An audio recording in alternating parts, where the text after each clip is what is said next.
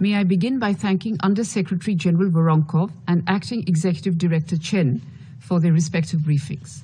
I also thank Martin Evy of the Institute for Security Studies for his insights. It is clear from the report of the Secretary General under consideration that terrorist threats are on the rise globally. It is our considered conviction that terrorism in one part of the world is a threat to the peace and security of the entire world, and therefore our response to this global challenge should be unified, coordinated, and most importantly, effective.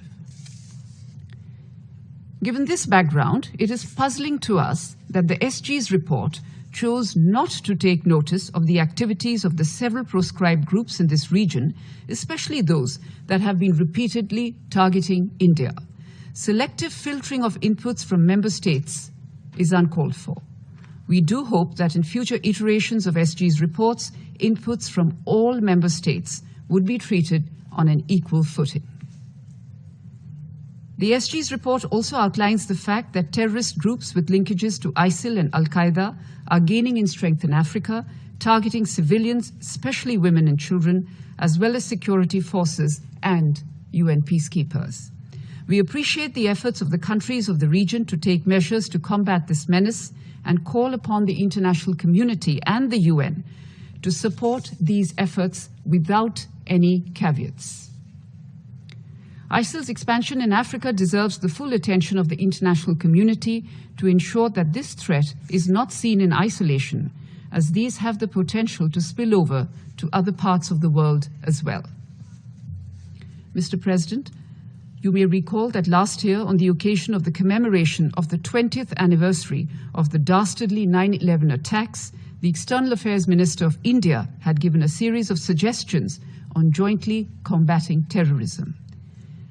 Building on those suggestions, I would like to offer the following observations. 1. The growing use of the internet and social media platforms to spread terrorist and violent extremist propaganda has posed challenges to governments and the tech industry alike. The continued increase in the use of new technologies to move and store funds, including virtual assets, online exchanges and wallets, privacy coins, and potential misuse of dual-use technologies pose the risk that terrorists will seek to abuse these systems for terrorism financing and other terror-linked purposes. There is therefore a need for intense discussion on this subject.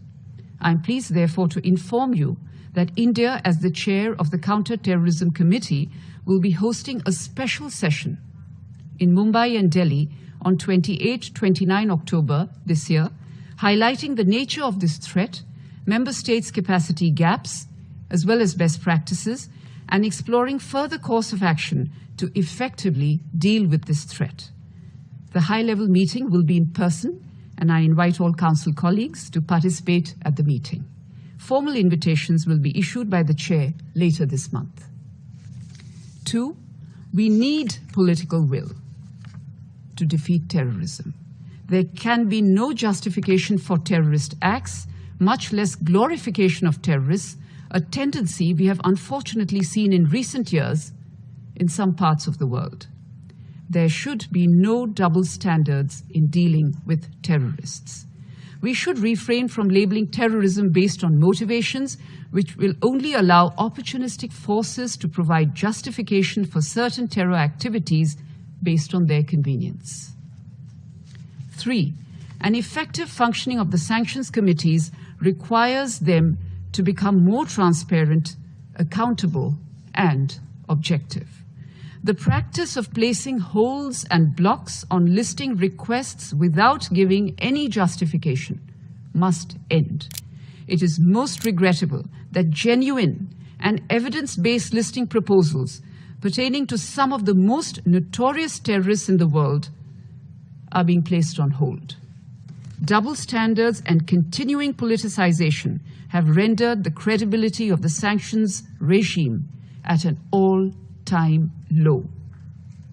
We do hope that all members of the Council can pronounce together in one voice sooner rather than later when it comes to this collective fight against international terrorism. 4. Linkages between terrorism and organized crime need to be addressed. In India, we've had first-hand experience of crime syndicates venturing into terrorism and immediately thereafter getting state hospitality in a neighboring country, despite being listed under the Council 1267 sanctioned committees. Such hypocrisy needs to be collectively called out when the threat of terrorism looms large in each of our countries.